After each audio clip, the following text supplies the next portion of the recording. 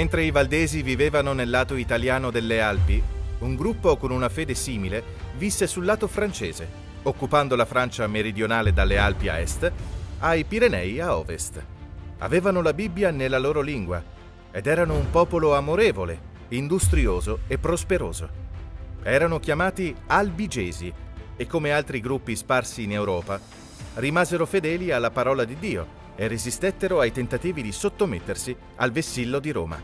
Alcuni storici notano che se questo movimento avesse avuto la possibilità di crescere senza ostacoli, la riforma sarebbe iniziata nel XIII secolo e non nel XVI secolo, e la base sarebbe stata nel sud della Francia e non in Germania.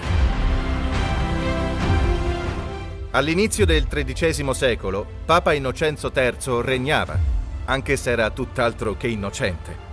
Fece una ricerca sul territorio dell'Europa del tempo e decise che quei gruppi, seppure piccoli, dovevano essere sterminati per preservare la Chiesa. Emise un editto che autorizzava l'uccisione di tutti quei credenti. Fu lanciata una crociata che divenne immensamente popolare tra i guerrieri del nord della Francia, visto che non dovevano più viaggiare fino alla Palestina, ma proprio lì, nel loro paese, potevano ottenere gli stessi benefici.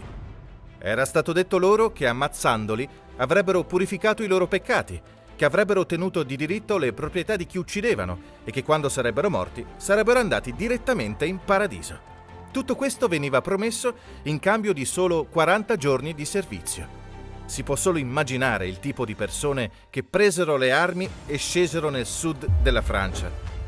Anno dopo anno, dal 1209 al 1229, per 20 anni, fu indetta da Papa Innocenzo III questa crociata contro gli albigesi.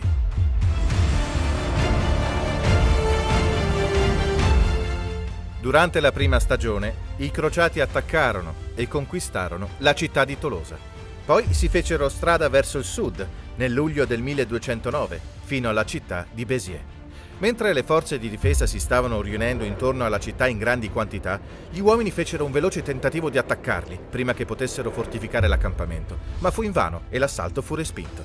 Mentre i cittadini tornavano di corsa verso la città, i crociati si mescolarono ai cittadini e riuscirono ad entrare nella città prima che ci fosse la possibilità di chiudere le porte. Ora c'era un problema. Cosa avrebbero fatto?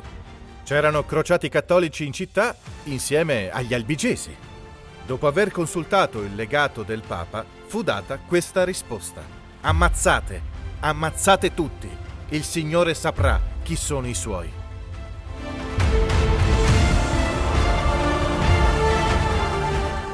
I racconti storici dicono che scorreva sangue come acqua, mentre tutti venivano brutalmente uccisi in città. Nessuno fu risparmiato. Persino coloro che cercarono rifugio in chiesa furono ammazzati. La popolazione della città all'epoca era di circa 15.000, ma in quel giorno fatale gli storici stimano che ci fossero circa 60.000 persone, perché erano arrivati dai villaggi e dalle città vicine per cercare rifugio. Dopo il massacro, prima di andarsene, diedero fuoco alla città, radendo tutto al suolo. Non rimase in piedi nemmeno una casa, nessuno rimase vivo. Le altre città e cittadine dell'area caddero allo stesso modo, subendo lo stesso terribile destino. Anche se non erano un popolo, ma piuttosto un gruppo di persone che condivideva la stessa fede, la distruzione e il massacro sistematico è stato paragonato in alcuni casi a un genocidio. Il prestigio del papato soffrì terribilmente in questo periodo, quando la notizia del massacro si diffuse velocemente in Europa. Gli albigesi non furono però completamente eliminati. Piccoli gruppetti rimasero nel corso dei secoli.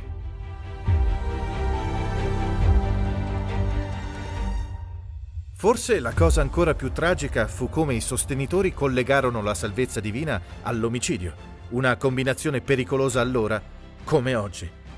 Non dovremmo mai permettere all'estremismo religioso di portar via la libertà di culto. Non dobbiamo mai imporre il nostro credo agli altri, né permettere che gli altri impongano il loro credo a noi. Non importa quanto si pensi di essere nella verità. Nessuno ha il diritto di imporre il proprio credo agli altri.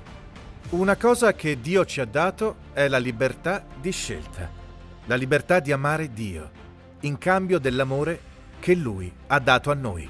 Cerchiamo di avere grazia nel modo in cui annunciamo la nostra fede e il nostro credo, dando agli altri spazio per prendere una decisione, guidati in modo individuale.